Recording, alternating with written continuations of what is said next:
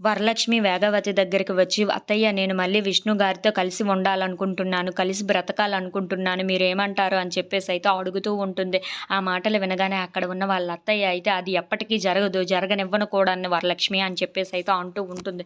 ఆ మాటలు వినగానే అక్కడ ఉన్న వరలక్ష్మి అయితే ఒక్కసారిగా షాక్ అయిపోతూ ఉంటుంది. "ఏంటత్తయ్య ఎందుకు ఇలా మాట్లాడుతున్నారు?" అని చెప్పేసైతే అడుగుతూ ఉంటుంది. ఇంతలో అక్కడ ఉన్న వేగవతి అయితే, "అవును, నీలాంటి ఆడదానితో నా కొడుకు ఉండడానికి వీలు లేదు. నీతో బతకలేడు కూడాను. నా కొడుకు ప్రశాంతంగా ఉండాలి అంటే తను వేరేగానే ఉండాలి. నీతో మళ్ళీ జీవితం గడిపితే వాడి బతుకు ఏమవుతుందో నాకు తెలుసు. అప్పట్లోనే నేను ఎంతో విడతీయడానికి మిమ్మల్ని ట్రై చేశాను. ఎలాగోలా విడతీశాను. మళ్ళీ ఇప్పుడు మీరు కలిసిపోతానంటే నేను ఎలా ఊరుకుంటాను చెప్పు. నువ్వెన్ని ప్రయత్నాలైనా చెయ్యు.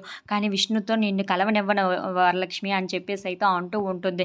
ఆ మాటలు వినగానే అక్కడ ఉన్న వరలక్ష్మి అయితే ఒక్కసారిగా షాక్ అయిపోయి వాళ్ళ అత్తయ్య వైపు చూస్తూ ఉండిపోతుంది. ఇంతలో అక్కడ ఉన్న వాళ్ళ అత్తయ్య అయితే, "వరలక్ష్మి, నువ్వు ఎట్టి పరిస్థితుల్లో నిన్ను, విష్ణుని నేను కలవనివ్వను" అని చెప్పేసైతే అంటూ ఉంటుంది. ఇంతలో అక్కడ ఉన్న వరలక్ష్మి అయితే, "ఎందుకు మీరు ఇంత కక్ష పట్టారు నా మీద?" అని చెప్పేసైతే అడుగుతూ ఉంటుంది.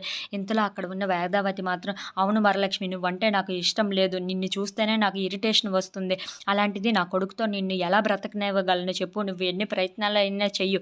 కానీ నా కొడుకుతో మాత్రం ఉండడానికి నువ్వు వీల్లేదు" అని చెప్పేసైతే అంటూ ఉంటుంది. ఆ మాటలు వినగానే అక్కడ ఉన్న వరలక్ష్మి మాత్రం ఒక్కసారిగా షాక్ అయిపోయి వాళ్ళ అత్తయ్య వైపు అలా చూస్తూ ఉండిపోతుంది. If you like this video, please like, share and subscribe friends.